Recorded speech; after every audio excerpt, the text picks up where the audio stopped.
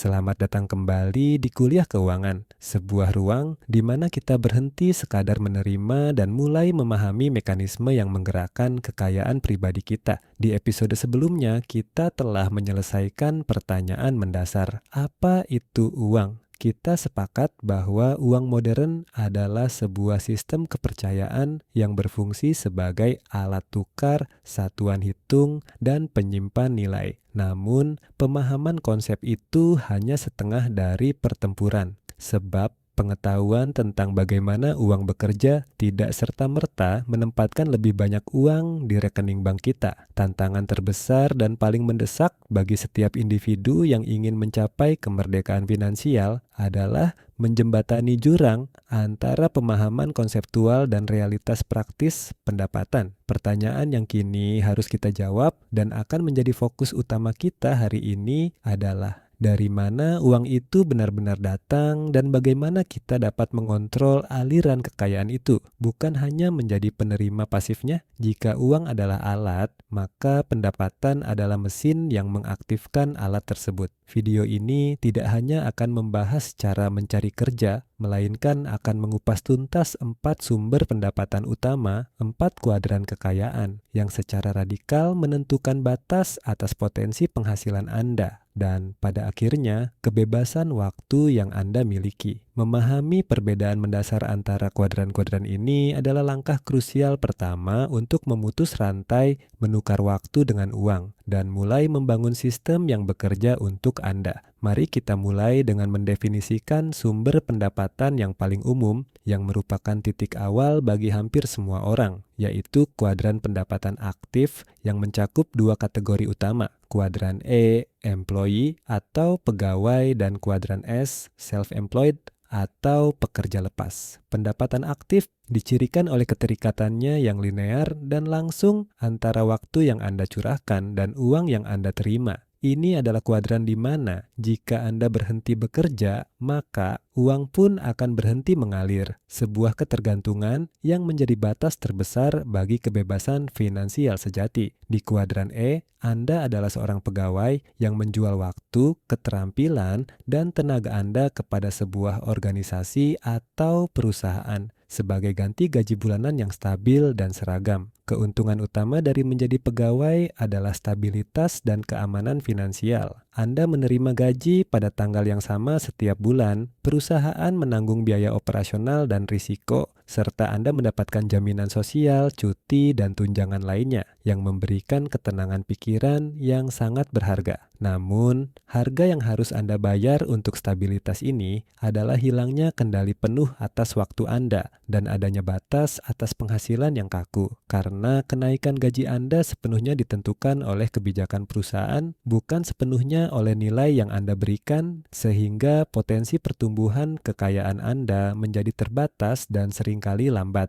Berpindah sedikit dari kuadran E, kita menemukan kuadran S atau self-employed yang terdiri dari para profesional, pekerja lepas, freelancer, dan pemilik usaha kecil yang merupakan operator tunggal, seperti dokter praktik pribadi, pengacara tunggal, atau seniman independen. Mereka mungkin secara fisik tampak seperti bos bagi diri mereka sendiri, tetapi pada kenyataannya, mereka hanya menukar rantai majikan dengan rantai klien atau pasien. Mereka masih harus menukar waktu mereka untuk mendapatkan uang, tetapi dengan fleksibilitas dan potensi pendapatan yang lebih tinggi daripada pegawai. Seseorang di kuadran S telah menunjukkan inisiatif dan kemandirian yang luar biasa, berani menanggung risiko sendiri untuk mengendalikan proses kerja, dan seringkali dapat mengenakan biaya yang lebih tinggi atas keahlian mereka yang langka. Namun, jebakan terbesar kuadran S adalah apa yang disebut sebagai bottleneck effect atau efek leher botol. Anda adalah aset terbesar dan sekaligus batasan terbesar bagi bisnis Anda.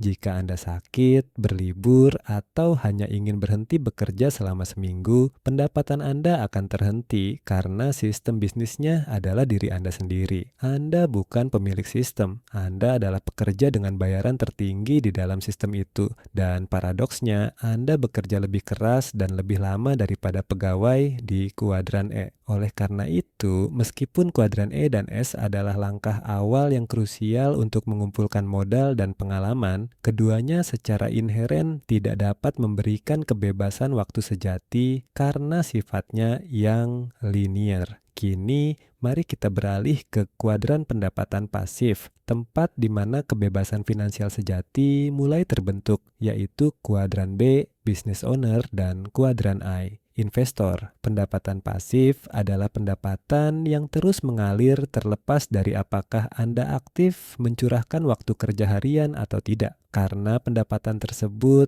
dihasilkan oleh sistem yang telah Anda bangun atau aset yang telah Anda miliki. Kuadran B adalah tentang menjadi pemilik bisnis, namun ada perbedaan fundamental antara kuadran S dan B yang harus dipahami secara mendalam. Seorang pemilik bisnis di kuadran B tidak hanya menjual jasanya sendiri, tetapi telah berhasil membangun sistem yang berfungsi tanpa kehadirannya. Mereka memanfaatkan leverage yang bisa berupa waktu orang lain, karyawan, modal, atau teknologi otomatisasi. Contohnya adalah seseorang yang mendirikan jaringan restoran, mendirikan perusahaan software yang berjalan secara otomatis, atau memiliki waralaba dengan manajer operasional. Pekerjaan awal di kuadran B sangatlah intensif, jauh lebih keras daripada kuadran E atau S karena Anda harus merancang, menguji, dan menyempurnakan sistem. Namun, setelah sistem tersebut stabil dan dapat berjalan dengan intervensi minimal dari Anda, pendapatan menjadi eksponensial dan terlepas dari waktu Anda, memungkinkan Anda membebaskan diri dari kantor atau lokasi fisik, dan yang paling penting, pendapatan Anda tidak lagi memiliki batas atas yang kaku. Karena sistem yang Anda ciptakan dapat diskalakan untuk melayani ribuan atau bahkan jutaan pelanggan sekaligus. Kuadran A atau investor adalah kuadran tertinggi dari kebebasan finansial dan merupakan tujuan akhir dari akumulasi kekayaan. Di kuadran ini, Anda tidak menjual waktu, tidak menjual jasa, dan bahkan tidak menjual produk. Yang Anda lakukan adalah membuat uang Anda sendiri bekerja untuk Anda. Ini adalah fungsi penyimpan nilai dari uang yang kita bahas di video ke-1, yang dieksekusi secara optimal, di mana uang tersebut diinvestasikan ke dalam berbagai aset yang memiliki potensi untuk menghasilkan keuntungan secara pasif, seperti dividen dari saham, bunga dari obligasi, keuntungan modal dari properti yang disewakan, atau keuntungan dari kepemilikan saham di perusahaan swasta. Investor yang cerdas mengerti bahwa membiarkan uang duduk diam di rekening tabungan adalah keputusan finansial yang buruk karena uang tersebut akan tergerus oleh inflasi. Sebaliknya, mereka mempekerjakan uang mereka dengan menempatkannya pada aset yang nilainya diharapkan tumbuh melebihi laju inflasi. Transisi ke kuadran 1 adalah perjalanan dari mengumpulkan uang menjadi mengelola aset, dan ia menawarkan potensi pendapatan yang sepenuhnya terlepas dari upaya fisik harian Anda. Sebagian besar orang di kuadran E atau S harus memulai dengan mengumpulkan dana untuk diinvestasikan, sehingga investasi yang bijak adalah jembatan yang menghubungkan kerja keras aktif Anda saat ini dengan masa pensiun yang nyaman dan independen di masa depan. Namun, mengerti 4 kuadran ini saja tidak cukup. Untuk benar-benar memaksimalkan potensi penghasilan Anda di kuadran manapun, Anda harus mengubah mindset dasar Anda dari mindset waktu menjadi mindset nilai. Ini adalah prinsip yang sering diabaikan oleh para pekerja keras. Penghasilan Anda, baik berupa gaji, upah, atau keuntungan bisnis, sejatinya bukanlah imbalan atas waktu yang Anda habiskan, melainkan imbalan atas nilai, kelangkaan, dan dampak dari solusi yang Anda berikan kepada pasar. Sebagai contoh yang provokatif, mengapa seorang tukang ledeng ahli yang memperbaiki pipa bocor darurat dalam 1 jam bisa dibayar lebih mahal daripada seorang lulusan sarjana yang bekerja 8 jam sehari di meja kantor? Jawabannya sederhana. Tukang ledeng tersebut memecahkan masalah yang sifatnya mendesak, memerlukan keahlian spesifik yang langka, dan dampaknya mencegah kerusakan air yang masif jauh lebih bernilai bagi pemilik rumah daripada waktu yang dihabiskan untuk memperbaikinya. Ini mengajarkan kita tentang hukum penghasilan. Jika Anda ingin meningkatkan penghasilan, jangan fokus pada jam kerja, tetapi fokuslah pada peningkatan nilai yang Anda tawarkan, peningkatan skala dampaknya, dan peningkatan kelangkaan keahlian Anda. Secara matematis dan filosofis, penghasilan Anda selalu sebanding dengan 3 faktor pengali utama.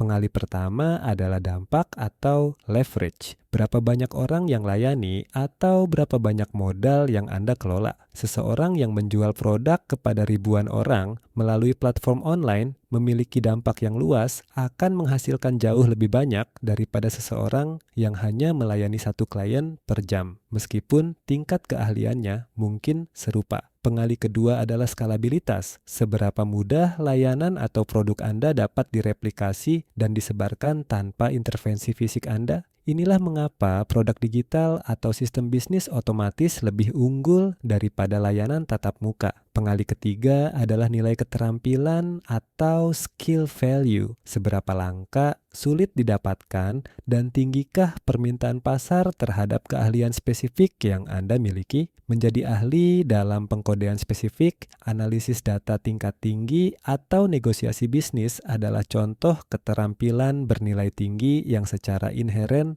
langka. Oleh karena itu, untuk melompat dari pendapatan linear, kuadran E atau S, ke pendapatan eksponensial, kuadran B atau I, Anda harus secara sadar berusaha meningkatkan setidaknya satu dari ketiga faktor pengali ini. Temukan masalah yang lebih besar untuk diselesaikan, layani lebih banyak orang, atau kembangkan keahlian yang sangat langka sehingga pasar bersedia membayar harga premium untuk keahlian Anda. Uang adalah hadiah yang diberikan pasar kepada Anda untuk nilai yang Anda ciptakan bagi orang lain. Dengan pemahaman komprehensif tentang 4 kuadran pendapatan dan mindset nilai ini, kini saatnya kita menutup kuliah kedua ini dengan beberapa langkah aksi yang dapat Anda terapkan segera mengubah teori menjadi praktik. Langkah aksi ke-1 adalah melakukan audit penghasilan secara jujur. Ambil pena dan kertas dan petakan secara visual. Saat ini, berapa persentase pendapatan bulanan Anda yang berasal dari kuadran E, gaji tetap, kuadran S, pekerjaan freelance, kuadran B, bisnis bersistem, dan kuadran I,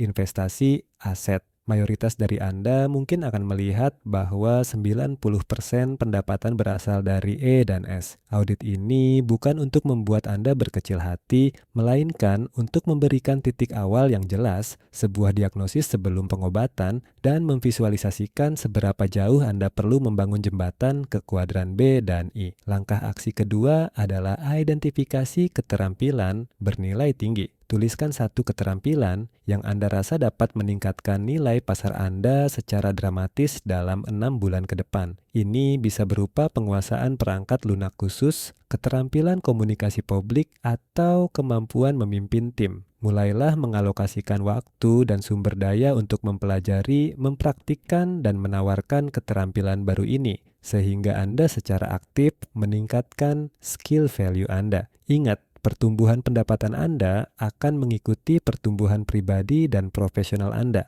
Kesimpulannya, perjalanan menuju kemerdekaan finansial dimulai bukan dengan menghasilkan banyak uang sekaligus, tetapi dengan memahami sumber dan sifat dari uang yang Anda hasilkan, dan secara sadar menggeser sumber pendapatan Anda dari kuadran yang bergantung pada waktu A dan S menuju kuadran yang bergantung pada sistem dan aset B dan I. Kita telah berhasil membedah mekanisme penciptaan kekayaan, menyadari bahwa uang adalah produk sampingan dari nilai yang kita tawarkan. Namun, menghasilkan uang hanyalah separuh cerita karena pendapatan yang tinggi tanpa sistem pengelolaan yang tepat ibarat memiliki ember bocor yang terus diisi air. Air akan terus hilang dan Anda akan terus bekerja tanpa henti. Inilah tantangan berikutnya yang akan kita hadapi bersama. Di kuliah keuangan ketiga, kita akan menyelami jantung manajemen keuangan. Bagaimana cara membangun sistem anggaran, alokasi dana, dan perencanaan keuangan yang kokoh untuk memastikan setiap rupiah yang Anda hasilkan bekerja secara maksimal untuk mencapai tujuan hidup Anda. Pastikan Anda telah subscribe dan siapkan catatan Anda untuk kuliah berikutnya, karena kita akan belajar bagaimana cara mengendalikan uang sebelum uang mengendalikan kita. Sampai jumpa di episode selanjutnya.